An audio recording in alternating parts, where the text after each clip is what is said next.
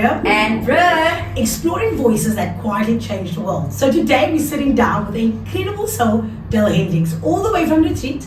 Dale's a 34-year-old changemaker, creator of the Daley Bread motivational journals, co-founder of the award-winning Restoring Hope NPO, a youth mentor with Peace Jam South Africa, and the energy behind DDJ Training fitness boot camps. Dale, thank you so much for being here. How are you doing? Thank you for having me. I'm good. I'm grateful. I'm honored to be here. So, yeah. Lovely, lovely, lovely.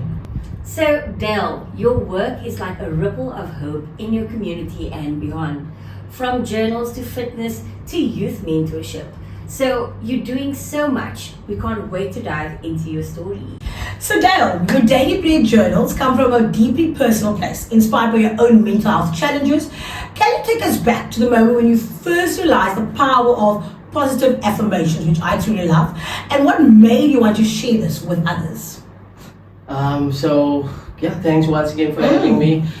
I've always been, someone that has a positive, outlook on life. And when COVID struck us in, was it 2019? 2020 for us. 19. As an entrepreneur, everyone struggles. Yes. And myself as well as an entrepreneur went through some challenges, and what got me going through the day was reading something positive every morning. And I started to share it on my WhatsApp status and my Facebook status, and I received a lot of comments and feedback from people saying, wow, this really changed my day, or this really inspired me.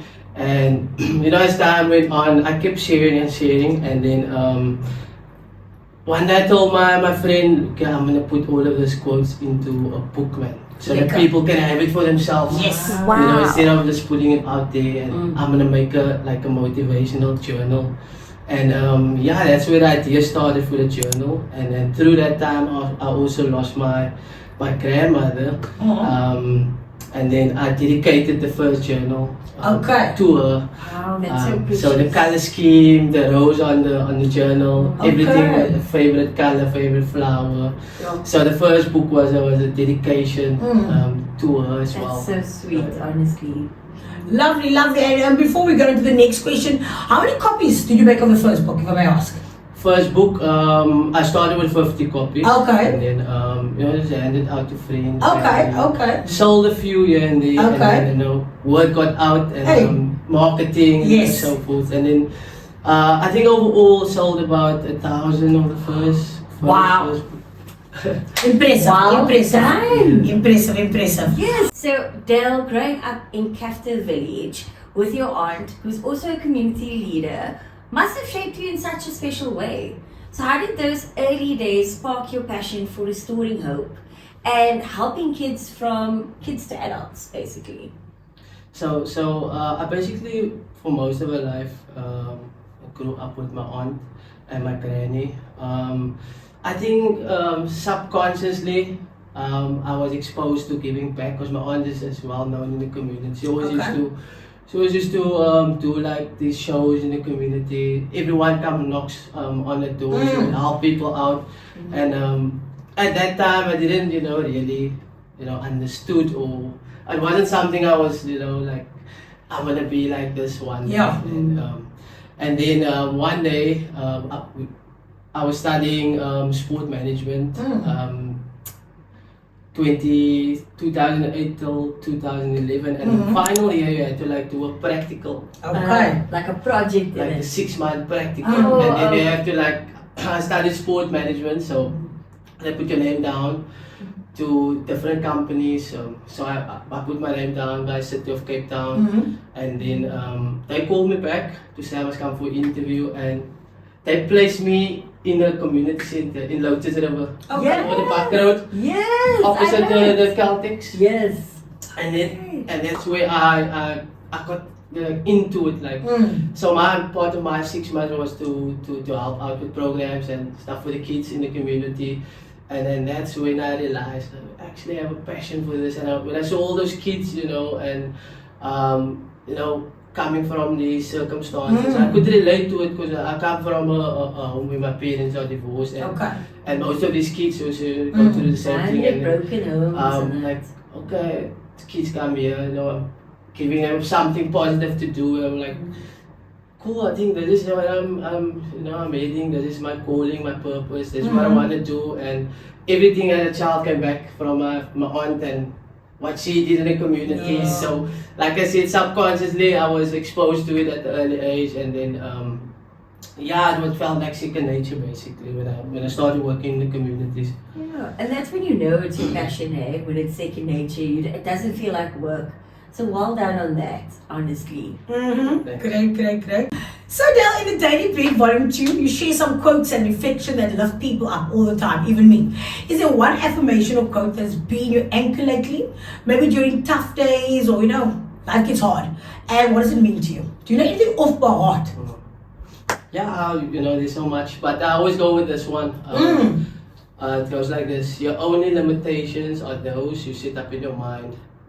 The reason why I always go for that one is, we always limit ourselves, we always doubt ourselves, like I have a lot of people in my circle that's also like, part of the community building and peace building work, and they always encourage, we always encourage each other, if we go stand in your power, and just be proud of who you are, don't shy away, and don't limit yourself. You never know, what might happen out of where you step into or whoever you come across. So that's my quote I always go by. It's always in my bio as well. So your only limitations are those you set up in your mind. No, that's lovely, because I mean, even when you wake up one day, you think, hey, how now, brown cow, I'm going to get to this day. You know you can, but there's something that small. Yeah, that little voice in your ear. mind. It will always pull you back. Yeah, but you know what? That quote resonates with me, because basically, if you tell yourself you can't, you're your own worst nightmare, then you really It's can't. over. If you say that you can, and it's limitless, you literally reach for the stars, and you can do it. That's a motivation in itself. So I'll definitely be using that quote. Awesome. No, amazing. Yeah, so as a mentor, Dale, with Peace Jam South Africa, you're basically a guiding tool for young people to find their voice. So what's the most heartwarming moment that you've had watching a young person grow? And how do you support them when they are feeling stuck? So Peace Jam, just to give you a little bit of context on the Peace Jam, it's a global organization with 14 Nobel Peace Laureates on the board. Okay. So you have a Peace Jam across, like in every country, we have a Peace Jam, like a branch. And every year they have these big international youth conferences. So we are fortunate enough to have a Peace Jam South Africa as well, which is led by my good friend Earl Mentor. Okay. So who's also someone doing good out there. So I just want to give him his respect as well. Lovely. So yeah, it's basically peace building, so mentoring youth to change the world. And with every conference and with every time we do a workshop, it's always good to see where the youth starts, and when at the end of the conference they were shy in the beginning, anxious, nervous. At the end of the conference, everyone's best friends. They're like, come out of the shell, and the personality shines. Yeah, the personality, it's amazing, and something that's always heartwarming for me is when you maybe 2-3 years down the line, when you bump into one of the youth you mentor, and they're telling you, sir, or whatever they call it, like mentor, coach. I'm sorry, I have my own organization now, or I'm working here now. Nice. I'm doing this now, which aligns with what we had instilled, or what we did with them at the time when they were a little bit younger. So that's always stood out for me. Sometimes you feel like your work is not making an impact. Because we always see, like youth falling through the cracks. Yeah. Always good to hear stories like that with youth you have worked with, and then they come up to you and then you bump into them, or you see on social media what they're doing now, the amazing work they're doing. So that's always a good reminder to, for us as well, because we should get demotivated as mentors, yes. as people that's like giving the programs and in the so-called hierarchy, Yes. we also get demotivated. So that gives us a boost and reminds us of our purpose. And tell me, so it's a global organization. It's not restricted to any religions, or is there age groups? How when you start, at what age can you start being part of it? I know no religion. Okay, but okay, everyone is welcome. Okay. Like, it's a safe space. okay. So if you come to the conference, you just want to sit there and don't Yeah. want to partake, you don't want to be a butterfly. Mm-hmm. You're welcome to do that. Wow. If you, there's no, everyone's welcome. You're not, restricted to like sit and listen all the time. You're not forced to, you see these kids coming in and like after a while you see them starting to like, Branch out, get wings and kind of thing. Okay. And tell me, so okay, it's not religious, strict or anything like that. An age group, is it like, is there, what is starting age groups? So the PGM, they work with primary school and Okay. high school. So like there's a primary school curriculum Mm-hmm. and a high school curriculum. Okay. But the conferences is mostly for high school, so from grade 8 to grade 12.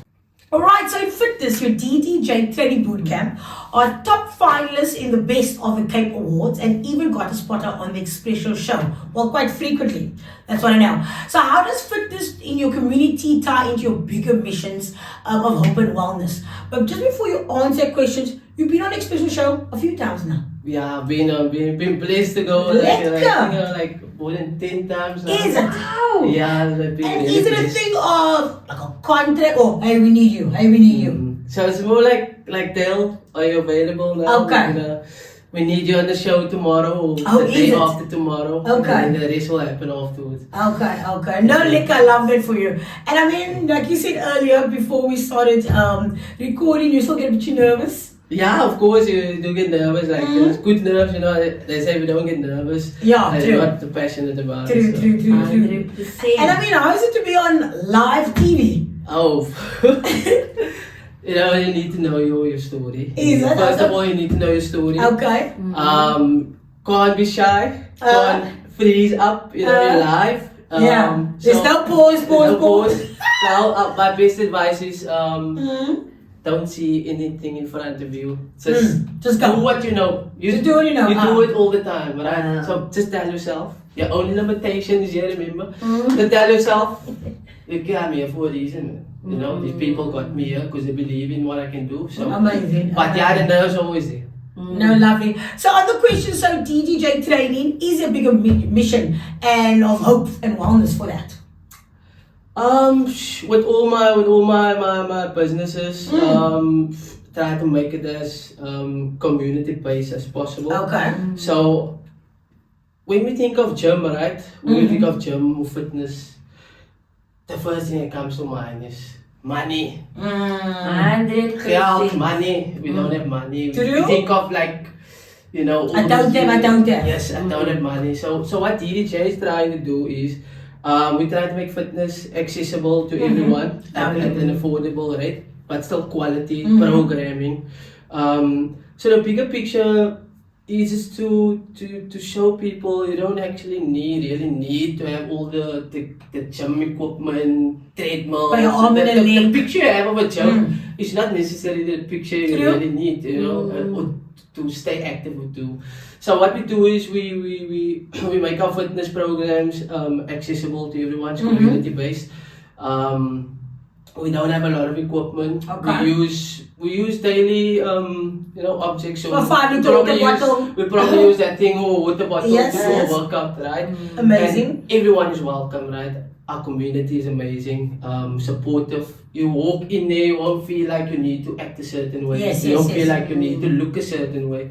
So you come as you are, we're having fun. There's no go on a diet, this, that. Wellness, strictly, you feel good, that's all that matters. How many years has DDJ Training been going on for now? DDJ on its own, since 2018. Wow, that's a long time. I've been busy since 2011 with these Okay. community programs. And how big has it grown? Like from what? How small was it? I mean, it's big today. Yeah. So we started at the Retreat Civic. Yes. That just started, like, we called it Fitness Thursdays. Mm-hmm. And then they were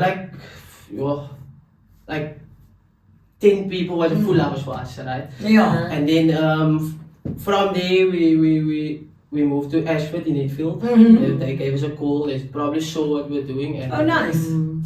we have space for you guys. Can come here. Amazing. And then, 2018 we started at 2018 we started in the retreat. 2019 we started in Ashford in Enfield at the soccer club. So right now I'd say we probably average about 16 members a class. 60. Good. 60. Oh, wow.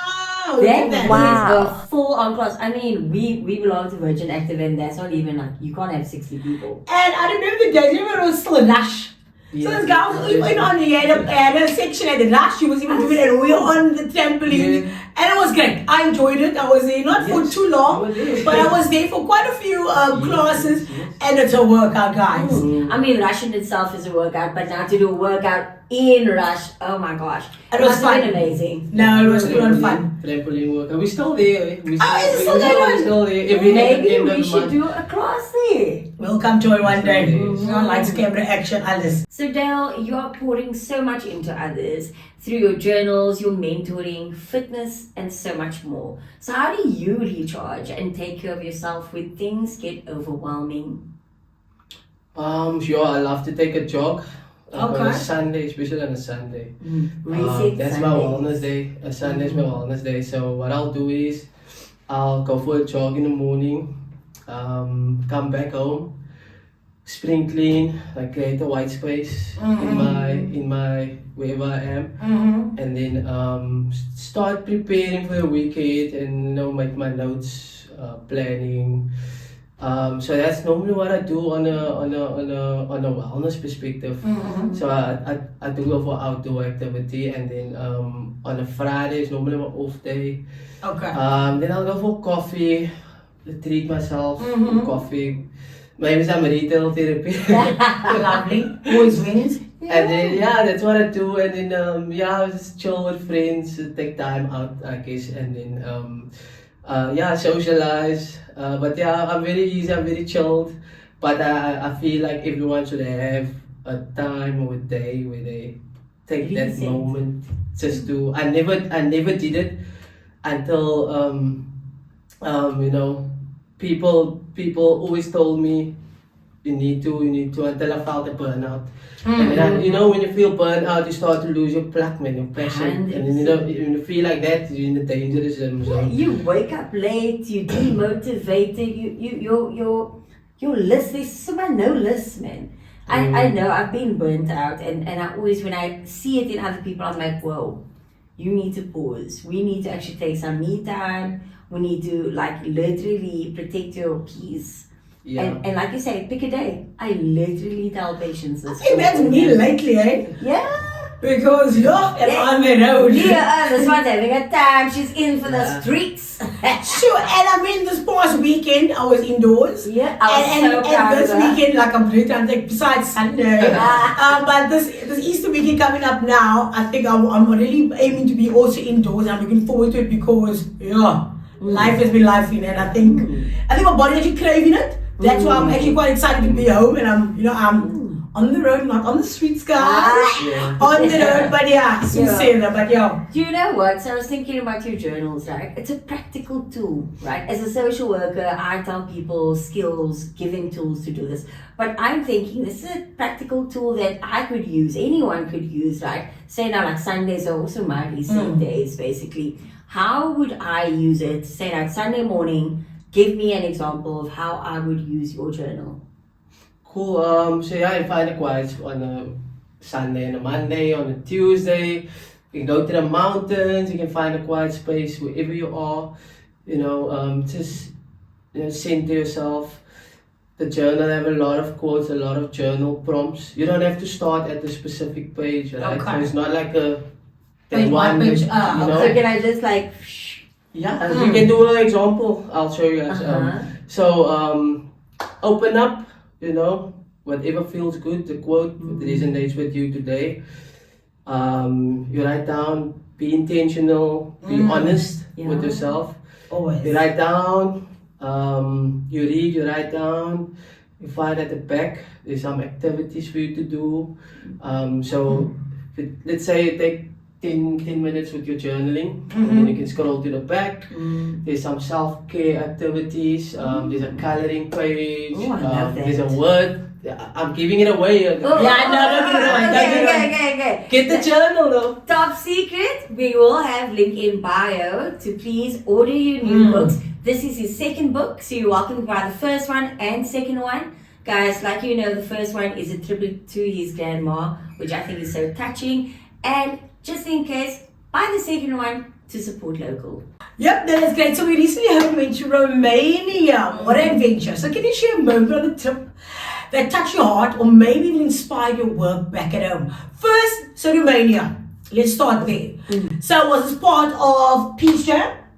Part of PGM. Like I said earlier on, Every branch. worldwide, right? So South Africa, PGM South Africa had an opportunity to go to Romania. Congratulations. Their PGM conference. So they hosted it. They hosted Okay, it. They got you. hosted us.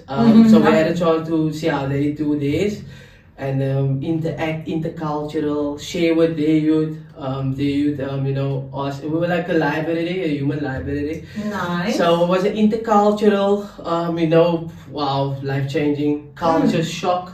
Wow, just mind-blowing. Language? How do we get past the language barrier? Could everyone speak English? The youth, the younger ones, Okay. English is a subject, so Okay. they speak like proper English. Lovely. The older people that, you know, they tried, but you know, it wasn't too bad. So I could barely say Yeah, so that. after, yeah, but we learned a few lines, a few words. Oh, Yeah, give us one, give us so- one there. So good evening as you say buonasera. Buonasera. Buonasera. Buonasera. How are you is Sefaci. Sefaci. Thank you is multumesk. Multumes. Thank you. So yeah, it was really amazing just to see how they do it.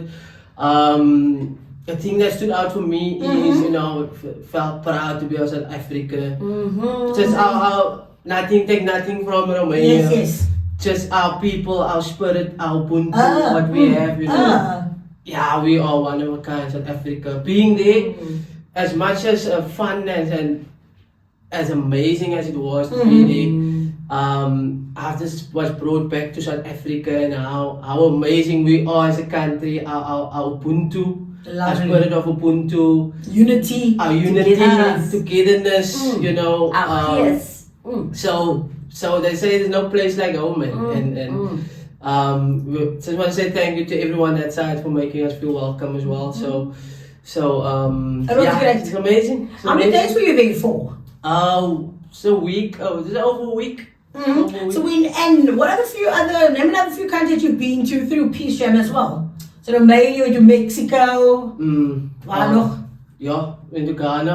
Ghana was Okay. the first Oh, okay. international. So we went like 4 times to Ghana. Nice. Today, my favorite PGM, my favorite country of all time, Ghana. My Lovely. people, wow, amazing. And then Mexico. Yes. Mexico, I went 2 years ago into Mexico, but not to a PGM conference. Oh, okay. Our organization, the Restoring Hope, Oh, look at that. won an international award. Okay. Through PGM. Yes. But it's Billion X, so it's Billion X of Peace, another global organization Well done. that promotes acts of peace around the world. Yes. So, Stunning. so we were like 7 people from across the world that went to Mexico. So for different reasons. So Restoring Hope, I was nominated and won the South Africa part of it. So Restoring Hope did a feeding during COVID. So we served over 150,000 meals to the people during That's that time. insane. And then you had someone from India who's doing amazing work there. And we had someone from UK, and we had someone from Philippines. So it was like 6 of us that came together in Mexico, and we just went on a retreat there and just got to know each other and shared like ideas and stuff, brainstorming. What's the one thing as South Africans that you've got all those cultural experiences, you've not traveled a liquor amount of countries. What's the one thing that we don't appreciate in South Africa besides the Ubuntu, the unity? Is there something that we can really like Like we think we're like ungrateful. It's just we're ungrateful as South African, and we do know we've got a beautiful home over here. And I mean, so do they have it over that side. They've got great things. But what makes us proud of South Africa? What's the one thing that we're maybe missing? Like you said, we have everything beauty everywhere. Mountain, sea, ocean, works. So you'll get a group of people that really respect that. So I would say we need to learn to respect nature more and appreciate what we have, right? Because when you travel, you see how these people like they respect the soil, they respect the water, they respect the trees, they respect. Like in Mexico, where we were, the air was like pure, there was no pollution in the air. And just how they respect, like before we had a meal, like they would like do like a ritual, man. Yes, wash their hands. The food comes out. Love it. Like stuff like, so when I came back, I adapted that. So now I appreciate nature more. Nice. No, it's something that's so very well said, and you've learned that as well. And I mean, we know this all too well. We think it's funny respecting the soul, the ground, the earth, the air we breathe in. I mean, us having these mountains, the oxygen we breathe in, we are so lucky. You know, especially even more on the southern side of life, you know what I mean? And we take it for granted. We really do. So I love that. Thank you. Yeah. I wanted to ask you, Restoring Hope, what is it? So, Restoring Hope actually a partner of PGM. So Restoring Hope was founded in 2015. It's a group of friends, myself and my close friends, we're about five or six of us. We come from the Cape Flats, man. And there's limited resources, there's limited activity for the kids, right? And you can drive now anywhere in our community. There's nothing to do for the kids. They're lying on the corner, they're smoking, they're drinking, whatever. It's sad, man. And then we through my work in the Lotus River, my friends used to join me as well, and we're like, guys, let's take this, let's do something between us. And then we realized a lack of, positive activity in the community. And just mindset. Yeah. So decided, look, as a group of friends, we're just gonna do something. We didn't even think of an organization then. And then I remember we started doing a soup drive. Like a soup drive. I remember that. And we did like a soup, we did a few stops, and we just made a pot of soup as friends. We did our own money and our own. And then we were young, we're still young, no? We're not old. And many people think to make change you need to be old. Like you need to be a certain age. You need to have money. But it's not. So we did that, and I think the Southern Mail did an article on it, and more people wanted to get involved. I saw that article, it was so nice. And then we were really blessed. That article actually, gave us a nice skyrocket everything. And then more people came on board and like, okay, we need to have a structure now. We can't just freestyle now as friends. And then like, okay, let's register.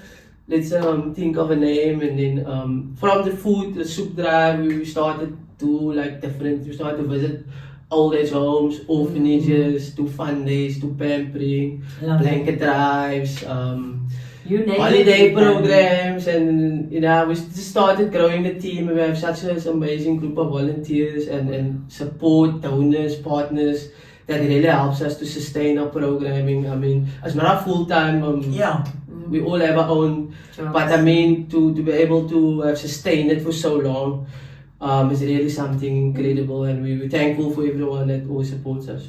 Stunning, beautiful. And for those listeners that want to support you for Restoring Hope, how can they connect with you? They can reach our social medias at Restoring Hope Instagram, Restoring Hope CT, Restoring Hope Facebook, X at Restoring Hope CT. They can find the email, everything, contact social media. We'll do its thing. Send us an email, send us a DM, whatever you need to do. We will gladly respond. Lovely. Right, so Restoring Hope is doing such powerful work. It's touching lives across Cafda Village and beyond.